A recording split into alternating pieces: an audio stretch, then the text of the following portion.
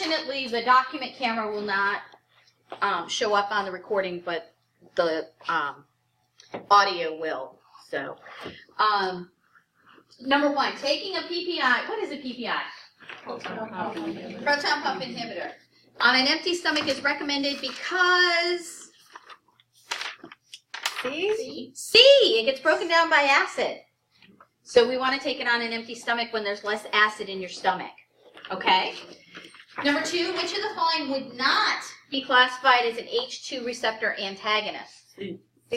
C, amantadine. Amantadine is actually an antiviral. So it's going to get a little, because we are going to talk about some respiratory antihistamines that end in TADINE. This will be one of those exception kind of things that you're going to have to know. How would taking an H2 receptor antagonist help prevent peptic ulcers? C. I put B. Put D. The answer is C. Oh, it was The secretion of pepsin, which is a digestive enzyme that is released when the volume of acid in the stomach is high, occurs when food is present and decreases the gastric acid levels. Decreases as the gastric acid levels decrease. Chronic exposure to pepsin can cause inflammation and peptic ulcers. Number 4. B. All of the following are used to treat an ulcer except B. B. B is a gastric irritant and it could aggravate an ulcer. Number 5. This binds to the digestive enzyme pepsin in the stomach, decreasing its availability. I don't know that. I put D. I did But I think I don't know. I didn't know which one. It was either between A and D. Okay, well, D is antifungal drug. Fluconazole is diflucan. So it's A. Aripiprazole is an antipsychotic drug. I think I put C. Metronidazole is an anti-infective drug. Flagyl. The answer is the proton pump inhibitor, which is C, pantoprazole. Oh, I think I got to put that. Frazzle. Put C a lot. All right. Frazzle. I think I got that. C, B, B. They all look pretty similar, right? Yeah, I was looking at the Which we're talking about GERD, Okay. PPIs, pantoprazole. All right, number 6. Blank is currently the only prokinetic drug approved by the FDA. C? C, metoclopramide, Reglan. that one. Furosemide and furosemide are both loop diuretics. Indapamide. Number 7. Which of the following is a REMS drug? I think I put D. D. Or maybe C. I don't remember. B, metoclopramide, Reglan. I knew it was Can you tell me what I put for that one? No. I don't mind if you yell it Not out. go through the stack. All right. I'm going to come out here first. Which of the following pairs of antacids can cause constipation? B. B, calcium and aluminum. Oh my God. They bind up. You said it was B? B. B as a boy. B is a boy. Magnesium. Magnesium causes diarrhea. Sodium is a salt. Number 9, blank drugs are used to treat GERD and LPR because they increase peristalsis. A.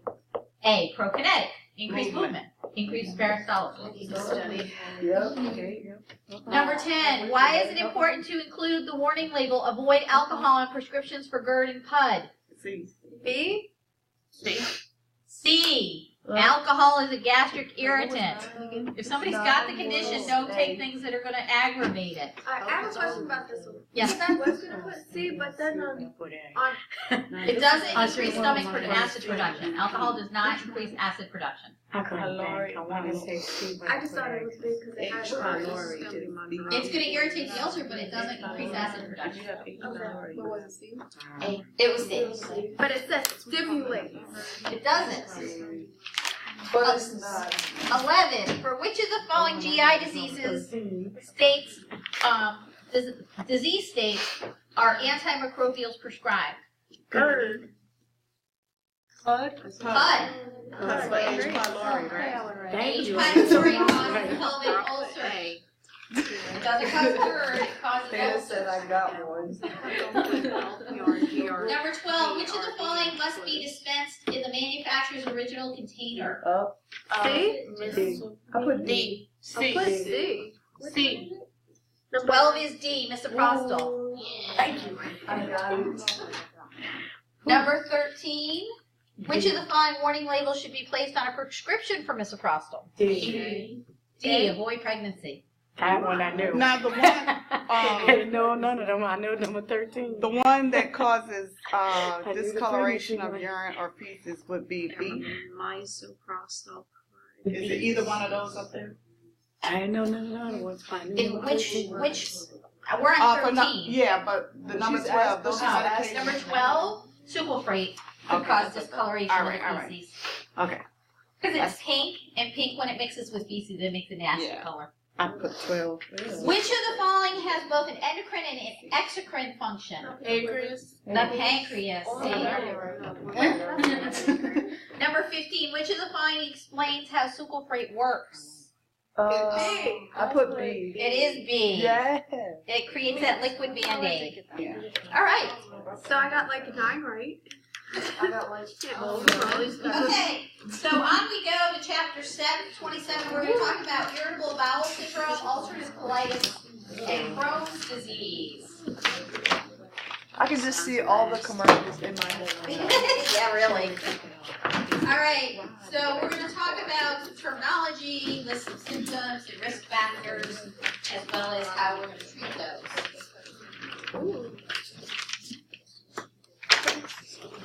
So, in this, we're going to talk about irritable bowel syndrome, or IBS. And then we have irritable bowel disease, which includes ulcerative colitis and Crohn's disease. So, when it comes to the GI system, this is a picture of a scope. This is in your book. So they can do all sorts of ostomies, or not ostomies, scopies. Go in and look at scopes, so we can have a colonoscopy. It might be a sigmoidoscopy. That means that it's just going to stay in the lower area of this S. This is the sigmoid region. And what they have pictured here is a polyp. So polyps can grow in different areas of your body. Sometimes they can grow in your nose.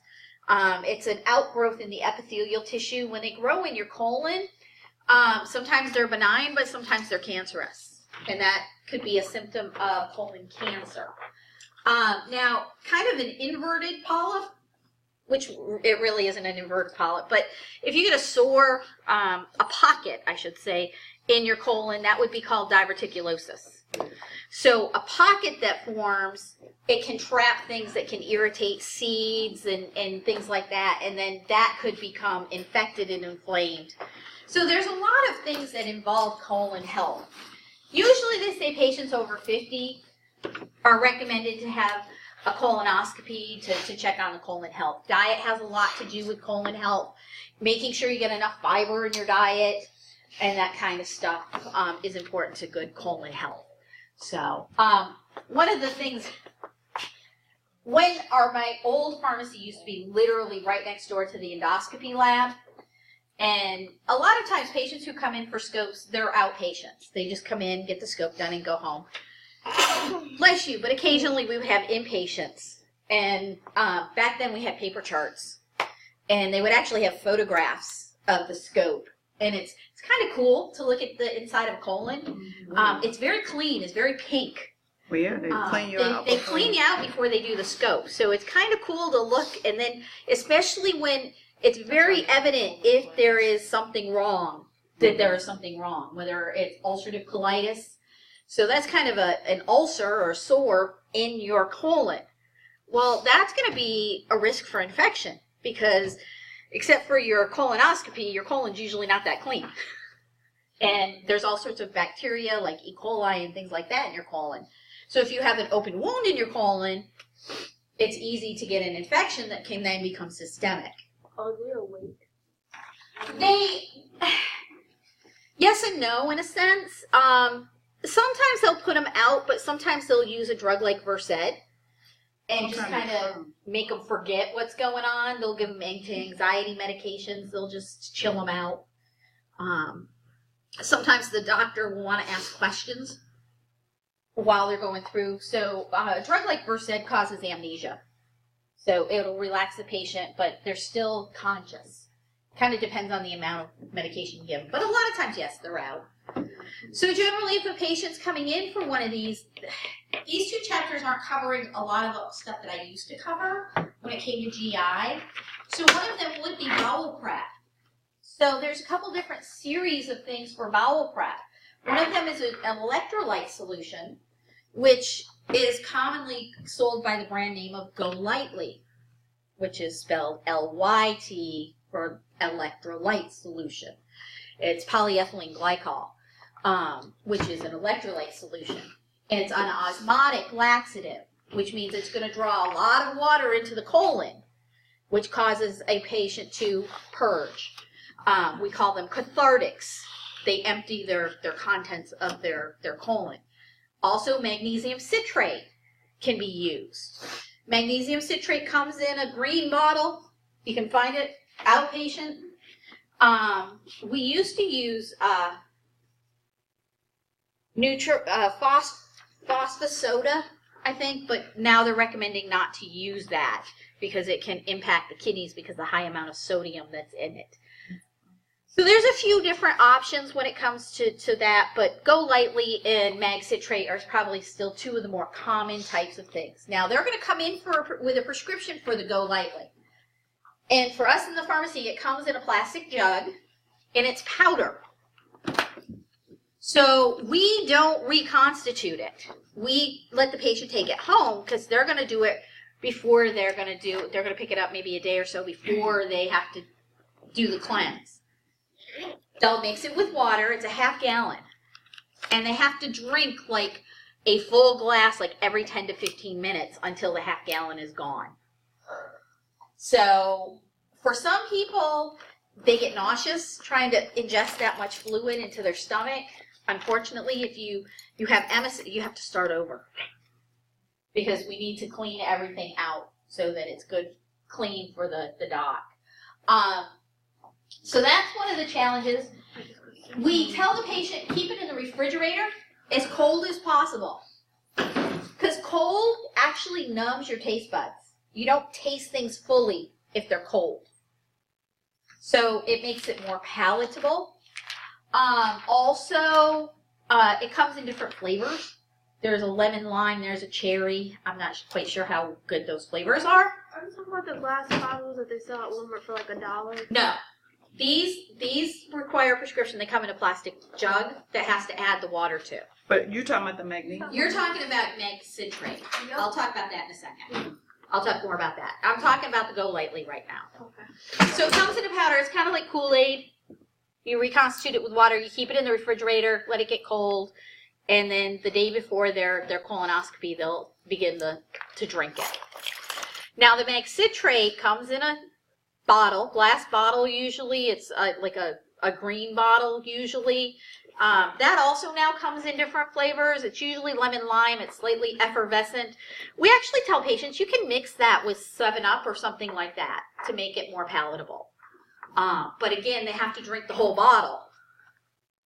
Now, one of my pharmacists, back when I was a student, he was in a fraternity, and they were going to Florida for spring break. They went to Albany College of Pharmacy, and they were going to drive down. A bunch of guys in a car going to drive from New York down to Florida. Well, there was this one guy that was supposed to go that nobody liked. So the night before they left, they were having margaritas. Except they mixed his margarita with mag citrate. So the next day, he was not able to make the road trip. That's not funny today.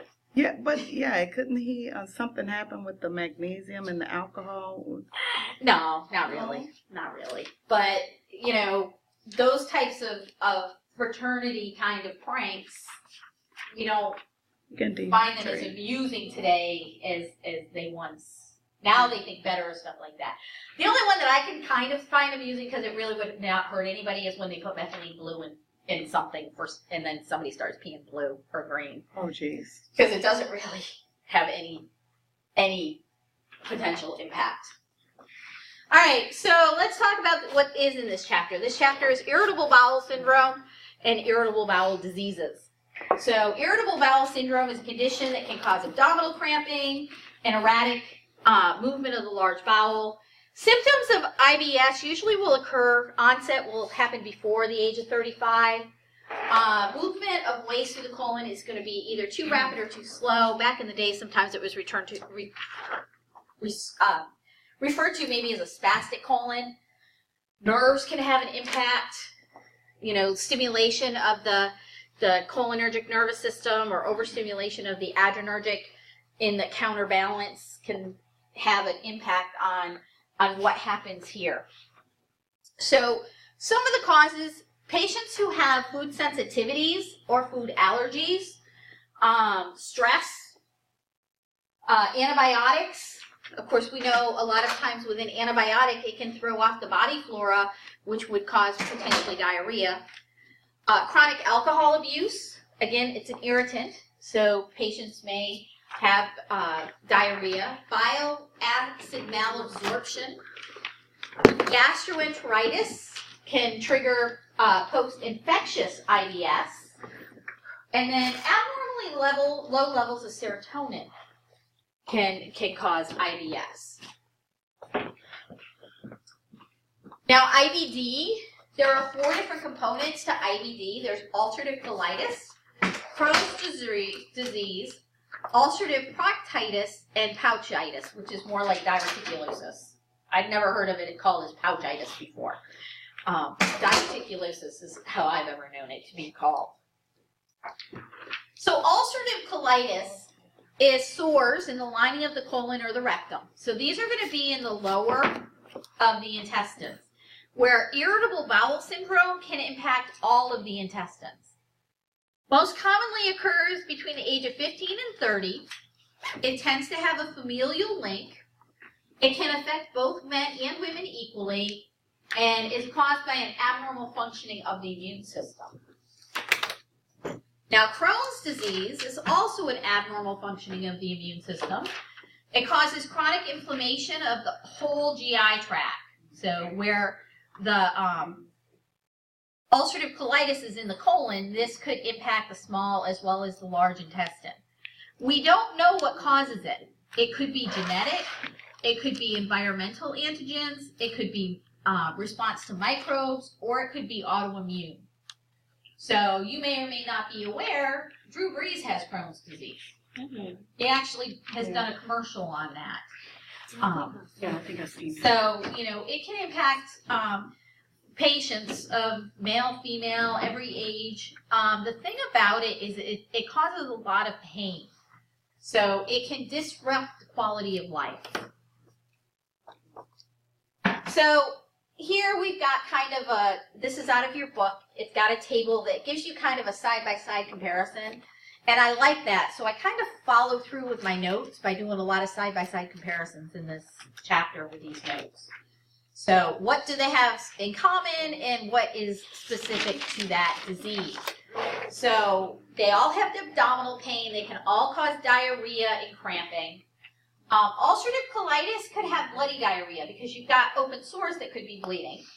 And IBS could have mucus or pus in the feces.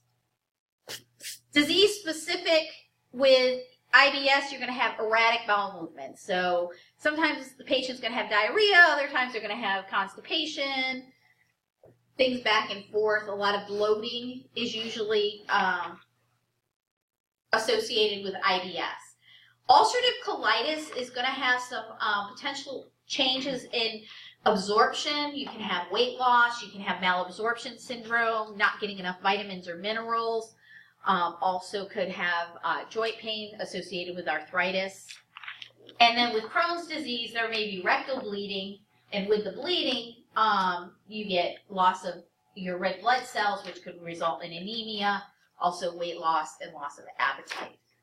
So some differences and some similarities. So compare and contrast. So lifestyle modifications, kind of in line with all of these, eat smaller meals. Eat more often, but eat less kind of thing. So that your stomach doesn't try to take on too much at one time. Drink at least 6 to 8 glasses of water a day. Don't drink alcohol. Avoid caffeine. Caffeine is also a gastric irritant, and it can actually cause stimulation of the bowel. Limit carbonated beverages. That helps reduce the bloating and the gas. Avoid symptoms that are triggers or worsen the symptoms. Like people know, oh, if I eat this, it makes me have this problem. Well, then don't eat that. And learn how to manage stress, especially with IBS, since that is a component of IBS, which sometimes is easier said than done. So now we're going to talk about the drugs that we use to treat these disorders. So first off, we're going to talk about IBS. So we use several different kinds of drugs, and some of them are to treat symptoms or specific manifestations of the disorder. So we use serotonin receptor antagonists, a specific drug, acetron, which is Lotranex. We use prostaglandin E1 derivatives, that's lubiprostone, Amitiza. We can use bulk-forming laxatives and fiber supplements, keeping the colon healthy, keeping it. I kind of think of fiber as a scrub brush for your colon. Polycarbophil, which is in Fiberol, Fibercon, that should be Fibertab, not Tibertab. Opioid antidiarrheal. So if somebody has diarrhea, and we want to stop that, because who can think of what are some of the bad things that happen when a patient has diarrhea? They can They can become dehydrated and have electrolyte imbalance. So if they're having diarrhea as a result of the IBS, opioids, diphenoxin with atropine is Modafinil, diphenoxylate with atropine is Lomotil, loperamide is Imodium or Imodium AD, and then loperamide with simethicone. What does simethicone do? What's that used for? This is sterile. No? gas. Gas. It's an anti-flatulent. So again, they get that bloating usually from gas, and they can use the Imodium multi-symptom to help with that. Then we can use anticholinergics because, you know, if your digestive system is in overdrive and you've got diarrhea, we can slow everything down by blocking that cholinergic response. So atropine, which is a really old drug, doesn't have a brand name, and diclomine, which is bentyl, can be used to slow things down. So the serotonin receptor antagonist, we have Cetron. Allocetron is Lotranex. So the receptor, serotonin receptor, or 5-HT receptor antagonists are Cetrons. We will, next semester, talk about 5-HT agonists, which we use to treat migraines. We've already talked about those in 103. That's triptans. So again, knowing your drug steps helps you. So how this works is it stops the serotonin receptor in the vagal nerves, and it decreases the GI motility and slows down the GI transport. Now, also, it blocks these serotonin receptors in what area of our brain is called the CTZ, or the chemo trigger zone. That's the one that gets triggered and makes us have emesis. So that also, these drugs are used to stop nausea. So Lotranex comes as a tablet. Now the side effects and the warning labels of your 5-HT receptor antagonists cause dizziness or drowsiness. Patients shouldn't drive until they know how this medication will affect them. They shouldn't drink alcohol, and they need to take it with a full glass of water. The prostaglandin E1 derivative or E1 analog its drug stem is prost. So all prostaglandins are going to have prost. It's not going to tell us which one. Lubiprostone is Amtesa, and it works by activating the chloride channels in the stomach, or in the gut, in the intestines. It increases the flow of the chloride ions into the intestines, and chloride ions aren't going to be by themselves. So usually they're connected to sodium. Sodium chloride is what we call salt. So wherever salt goes, there goes water. So if the chloride's going in and it's taking the salt, the sodium with it, we got salt, the water's going to follow. So that helps to soften the stool. So this would be used for a patient who has constipation. Increases motility in the intestine and promotes spontaneous bowel movements.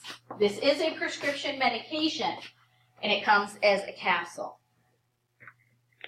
The warning labels with a prostaglandin derivative: take with a full glass of water and take with food. Your bulk forming laxatives, these are fiber supplement. These are available over the counter.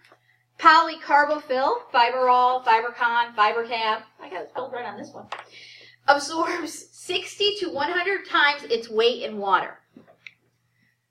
It forms a gel that will expand and increase bulk and moisture in the stool, stimulates peristalsis, and promotes fluid accumulation in the colon. So this is to help with constipation, keep everything moving on a regular. As patients age, a lot of them will take a fiber supplement daily. Fiber also will help lower cholesterol. So there's some other added benefits with the use of some of these. However, for cholesterol use, the tablets, they may take 2 tablets for a day to make sure they maintain colon health, but they might have to take 4 to 5 tablets 4 to 5 times a day to actually help with cholesterol. So, a little bit of a difference there. So if someone has like a low cholesterol problem. No, it would be high cholesterol. High cholesterol problem, they would take some fiber pills? They potentially could add that into their medication routine. Now, like I said, this chapter doesn't spend a lot of time talking about laxatives. I'll fill that in somewhere else, I'm pretty sure. It's important. These absorb water. You got to drink water for them to be effective. If you're just taking them and you're not drinking enough water, they're not going to do any good for you. So they need the water to actually do their job. So now if a patient has diarrhea, we could use an opiate antidiarrheal.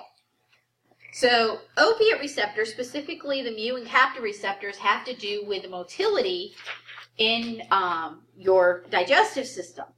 And opiates will bind to those receptors and slow things down.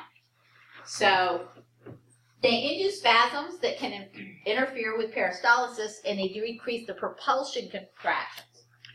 So again, there's 4 agents: diphenoxin with atropine, diphenoxylate with atropine. Those 2 are controlled substances.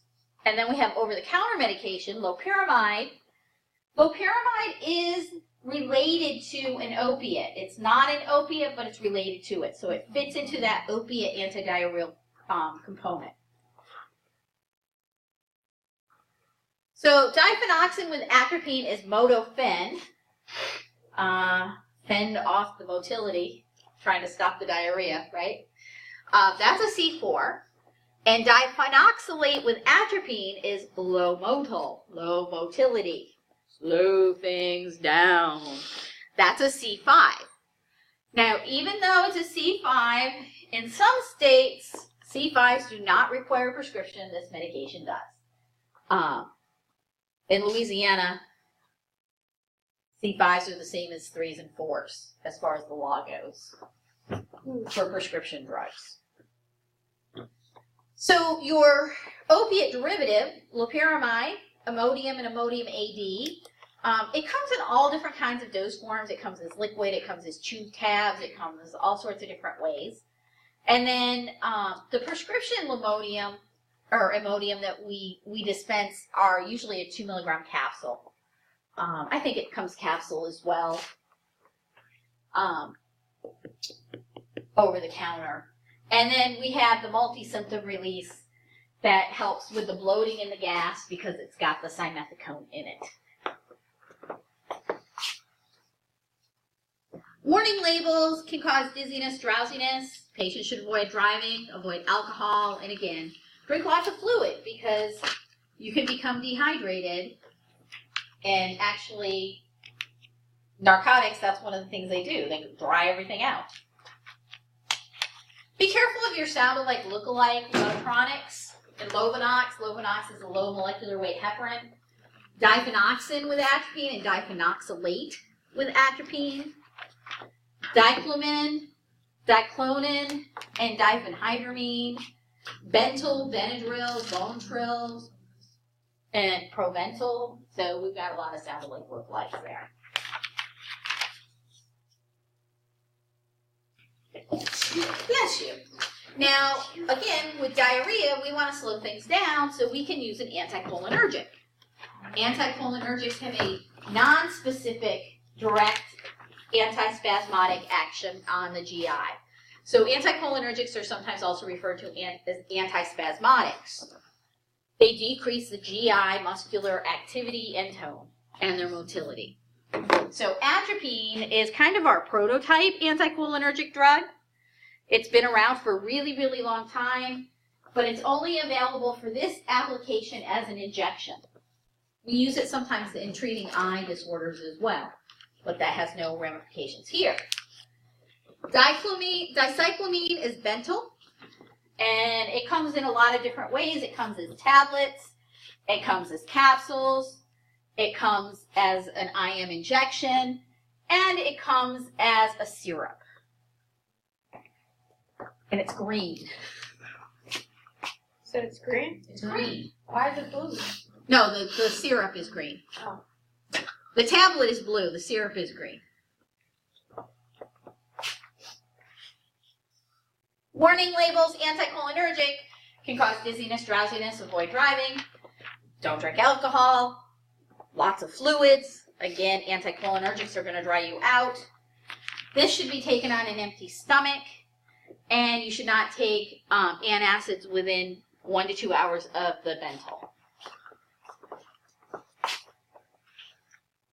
All right, questions on the IBS. So we're either going to really be treating the symptoms mostly when we're treating IBS. We're either going to help try to treat the constipation or we're going to help try to treat the diarrhea. Which now I'm thinking of a better way to lay these notes out. Because they kind of mushed them, and I think I'd like to do one and then the other. Okay. So now we're going to talk about IBD, or irritable bowel disease, and primarily ulcerative colitis and Crohn's disease. So when we treat ulcerative colitis, there's a couple of different things that we're going to look to be treating.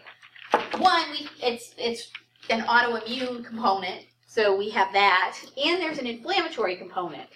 So the aminosalicylates and the steroids are going to work on the inflammatory part of it. And then also the steroids, the immunosuppressants and the immunomodulators are going to work on that autoimmune component of it. And even to a certain extent, aminosalicylates have somewhat of a suppression on the immune disorder, but that's sulfasalazine specific. So aminosalicylates, they're often just called salicylates. What are they related to? Aspirin. Acetylsalicylic acid. So these, if a patient's allergic to aspirin, they shouldn't be taking an aminosalicylate.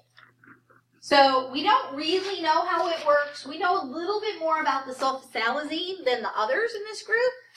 Sulfasalazine will inhibit substances that produce the inflammation, and they decrease cytokine production. So the drugs in this group, balasalazide is Colazal. Salazide, Zal in the drug, Colazal. And that comes in capsules. Giazio And I'm looking at the GI, ZO, kind of like go, zo, you know, stops that inflammation. That comes as a tablet.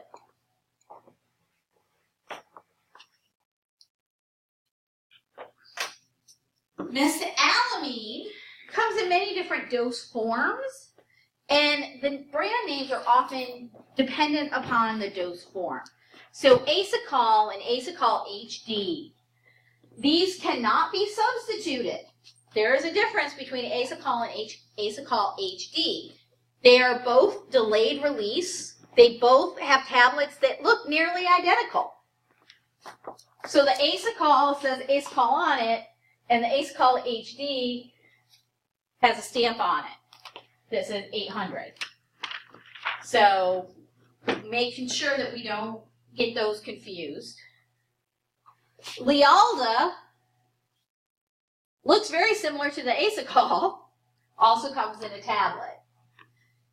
Canasa is actually a suppository. Pentasa is a capsule.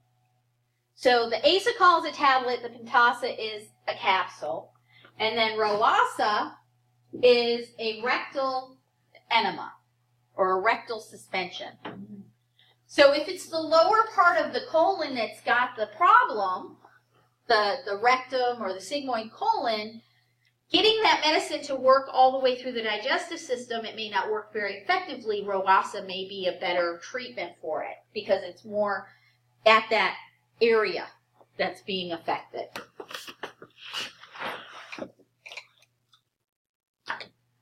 The next drug is olasalazine, which is dipentum, and that comes as a capsule.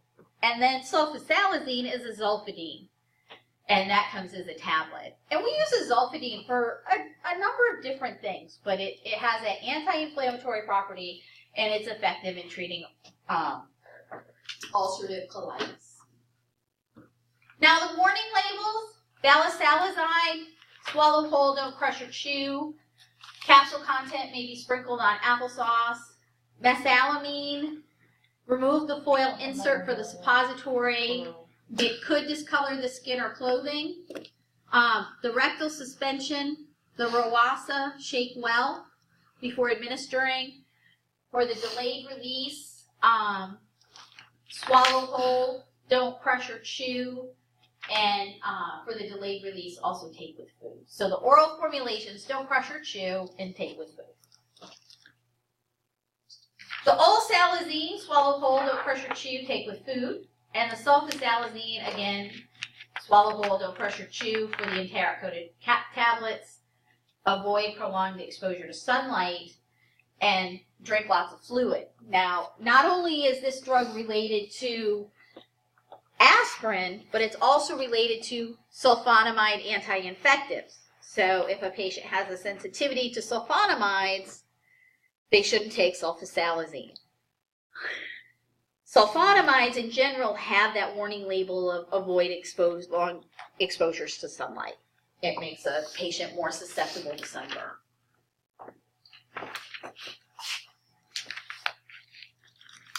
Again, sounded like lookalike, sulfasalazine, sulfadiazine, which is silver sulfidine, right? Sulfasoxazole, which is part of the trimethoprim coupling. Colazole and clozaril. Mesalamine and mecampyline. Asacol and oscal. Osalazine and olanzapine. Olanzapine is an antipsychotic. And dipentum and dilantin. And dilantin is an anti-seizure medicine. So lots of potential there for sound-alike lookalikes. So steroids. Steroids stop the inflammatory process. So they inhibit the normal immune response as well.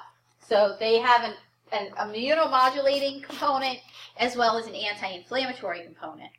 So your steroids, your hydrocortisone, Colacort, cortisone for the colon, that comes as a rectal suspension or an enema. Cortenema, it's telling you the brand name, right? It's a corticosteroid. That's an enema. Cortifoam. That's a foam version of an enema, a rectal foam. And then Cortef is actually a tablet. So that's an oral formulation.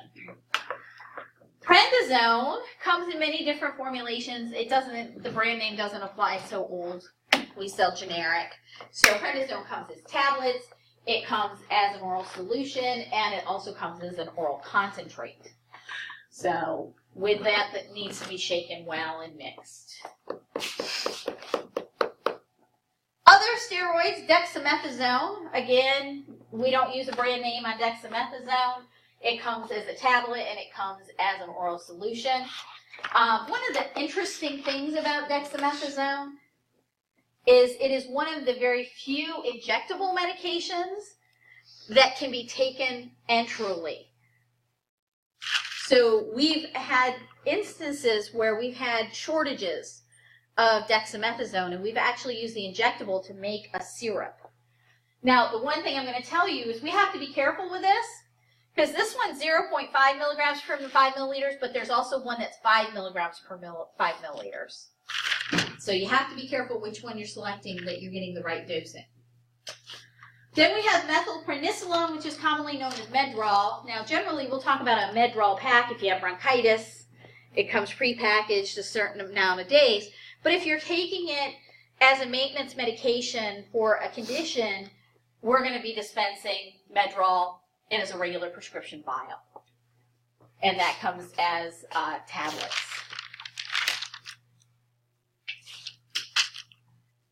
Your steroids for your liquid shake well. If you're using a suppository, remove the foil before inserting.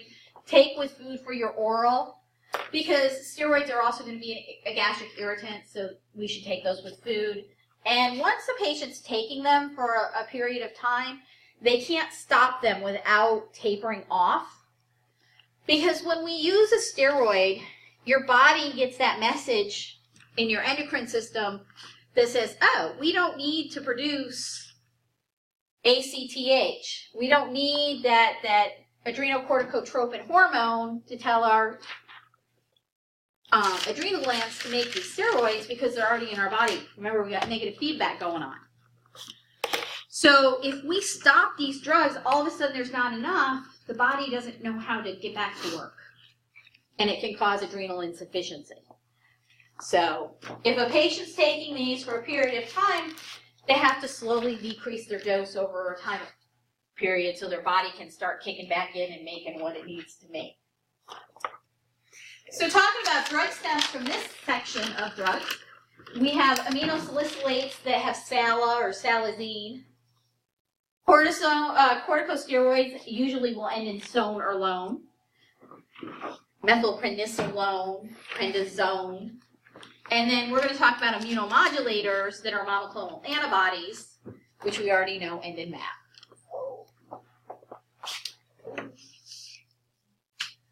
So there's two groups. We have immunosuppressants and we have immunomodulators. So immunosuppressants are going to stop, suppress, block the immune system. Actually, your corticosteroids fall into that immunosuppressant category as well. So here we've got azathioprine, which also can maybe sound like azulfizide, 5-mercaptopurine, and methotrexate. These are actually hazardous drugs. These are chemo drugs. They're in the class of chemo drugs called antimetabolite. Then we have immunomodulators. So they're going to kind of affect the immune system. And these are our monoclonal antibodies, infliximab and natalizumab. So the immunosuppressants are chemo drugs? These immunosuppressants that are listed here are chemo drugs. Yep. So these are handled as hazardous drugs. Oh, it's right there. It's right there. And like I said, they are technically classified as an antimetabolite in the group of chemotherapy agents. So that means when we're handling them, we need to make sure we wear gloves. If we're dispensing them in a community setting, we should have a dedicated counting tray. If not, we need to clean the counting tray before we count them out. We need to clean it after we count them out so it doesn't leave any particulates on the counting tray. I'm going to tell you right now, they don't take that kind of care in retail most of the time. Would this be considered a prodrug or something? No. No. So when it's time for y'all to go out and they see you clean the tray and they ask you what you're doing, just keep doing what you're doing. We're trying to train you the correct way to do things. You know more than they do when it comes to what these drugs actually are.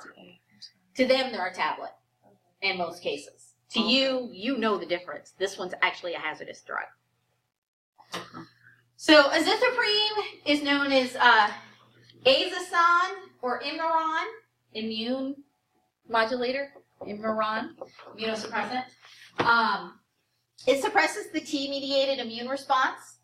6-mercaptopurine inhibits DNA and RNA synthesis, which affects the cellular reproduction. And methotrexate is Trexol. So we use methotrexate for a lot of different things. We use it to treat cancer. We use it to treat ulcerative colitis and Crohn's. And we use it to treat rheumatoid arthritis. And then the brand name for that one's usually Rheumatrex. So it has different brand names as well. It decreases the cytokine and immune globulin production and the COX-2 activity, which has to do with inflammation, and reduces inflammation in the immune system activity. So azathioprine, Azacin comes as a tablet, and so does Imuron. And that's kind of a funky little shape on the Imuron tablet. And you see they're scored, so they can cut them. Your 6-mercaptopurine no longer comes as a trade name. In your book, it lists the trade name, but recently they discontinued making the trade name. So I didn't put it on here. So you're just going to dispense the generic mercaptopurine. And it comes in tablets. The methotrexate, Trexol, this is an example of a 15 milligram, but here it comes in multiple strengths. It comes as low as 2.5. This is a 5, a 7.5, a 10, and a 15. So different colors.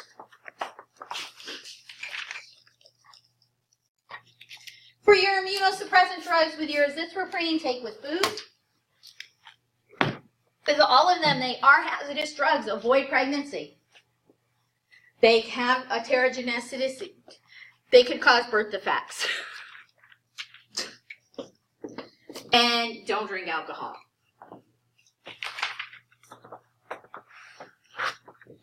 Now, your immune modulators, these are going to use your immune system and help it balance better.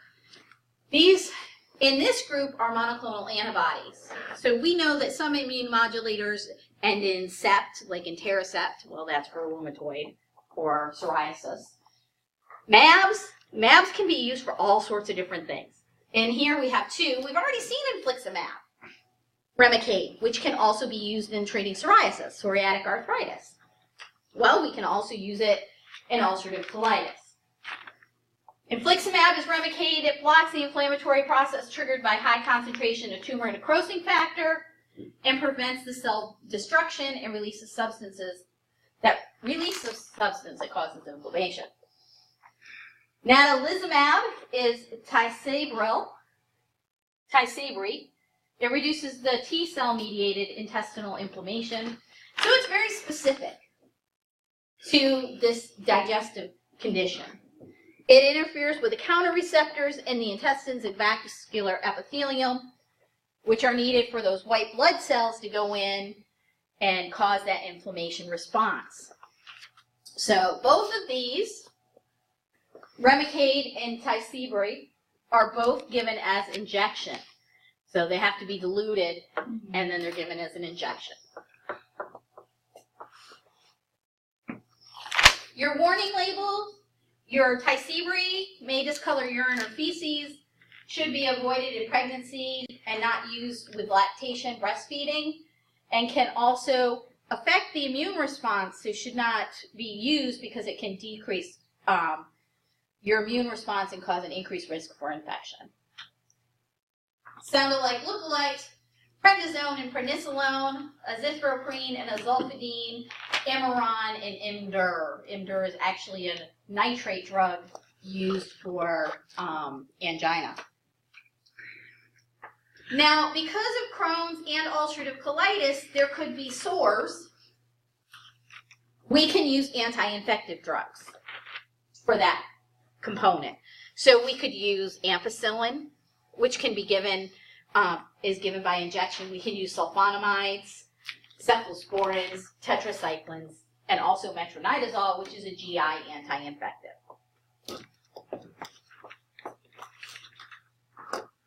Questions? No. It's hot. It is kind of warm in here. I wanted to get started on the respiratory, but I think we're gonna have enough time to do it all on